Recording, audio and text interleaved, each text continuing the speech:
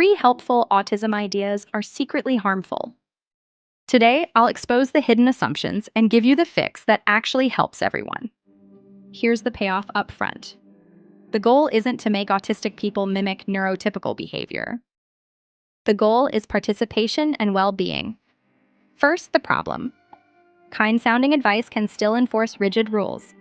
It can push eye contact, small talk, and group-only communication even when those demands block access. Let's count down from number 3 to number 1 and fix each one. Number 3. Teach autistic people social skills. Teaching can help only if we also relax the rules everyone assumes are mandatory.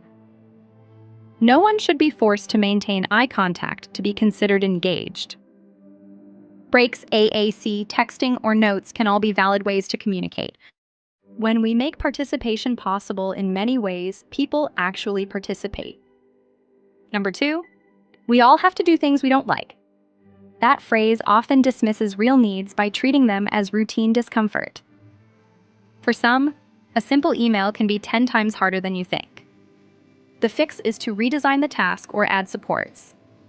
Delegate small steps, use templates, time box, or switch to asynchronous communication. Number 1, be considerate, don't put your needs first. Consideration must go both ways. If safe self-regulation isn't allowed in the room isn't accessible. Stimming, pacing, wearing earplugs, or choosing lower light are not rudeness. They are ways to stay present without harm.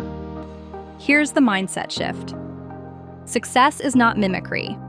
Success is people engaging, learning, and contributing in ways that work for them. And here's your 3-step script to advocate without conflict. Step 1. Name the need plainly. I need lower noise to think clearly. Step 2. Offer a low-cost accommodation.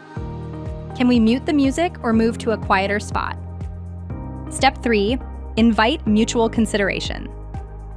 What's workable for the group right now? Use the same pattern for lighting, communication mode, or breaks. Over time, these tiny changes add up to real inclusion. Let's finish with the both and solution. Teach skills to those who want them and loosen the rules so everyone can participate. Offer choices, not ultimatums. Measure success by participation and well-being.